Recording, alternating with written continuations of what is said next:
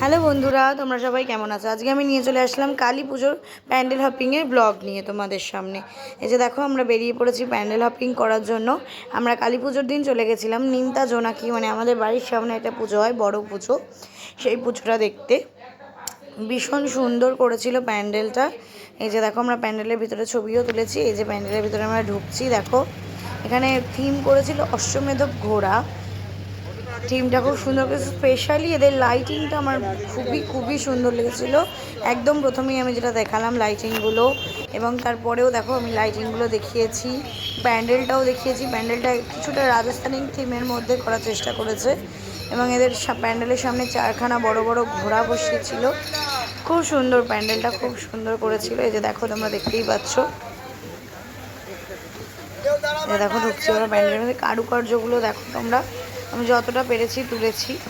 এই যে দেখো কারুকার্যগুলো দেখতে পাচ্ছ। এই যে লাইটিংটা আমি পরে তুলেছি। এই যে দেখো, এই যে লাইটিংগুলো দেখো, শুধু কি দুর্দান্ত। পুরো একদম যারা বিরাটি এলাকায় থাকো তারা জানবে, আপ টু বিরাটি থেকে আপ টু নিমতা বাজার, ওদিকে ঢালাই কারখানা, পুরো রাস্তা জুড়ে লাগে। তো তারপরের দিন আমরা চলে গেছিলাম হৃদয়পুর, আমার পিসির বাড়িতে। তো হৃদয়পুরে নবপল্লী গার্লস স্কুলে এবার বিখ্যাত হয়েছে, তোমরা সবাই জানো যে তোমার প্যান্ডেলের থিম করেছে শ্রীকৃষ্ণের দ্বারকা। আশা করি সবাই দেখেছো। দেখো এই যে সেই প্যান্ডেলের ভিতরে আমরা ঢুকছি এখন। এই যে দেখো প্যান্ডেলের ভিতরে, এবং অনেকটা সিমিলারই হয়েছে। আমরা গেছিলাম দিনের বেলা, এটা রাত্রিবেলা আমি যেগুলো ভিডিওতে দেখেছি, রাত্রিবেলা আরও সুন্দর লাগছে দেখতে। তো দিনের বেলাও খুবই সুন্দর লাগছে, কিন্তু রাত্রিবেলা তো আরও সুন্দর লাগবে লাইটিং করলে।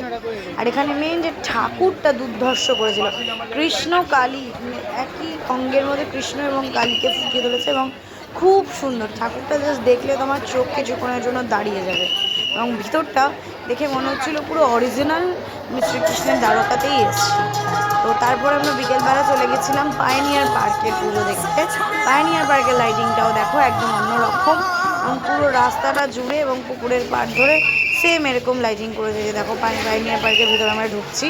এটার কি থিম করেছিল আমি ঠিক জানি না, তবে যা থিমই করুক এদেরও কিছুটা রাজস্থানী থিমের ওপর করার চেষ্টা করেছে, এবং পুজোটা খুব সুন্দর হয়েছে। এদের মেন বৈশিষ্ট্য হচ্ছে জলের উপরে করে, যেহেতু খুবই সুন্দর লাগে, এবং মেলা বসায় তার জন্যও খুব সুন্দর লাগে।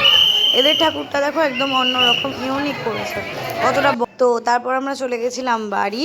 তো তোমাদের প্যান্ডেলগুলো কেমন লাগলো জানিও, যারা যারা গেছো তারা তো দেখেইছো, আর যারা যারা যাওনি তারা আমার ভিডিওর মাধ্যম দিয়ে দেখে নাও।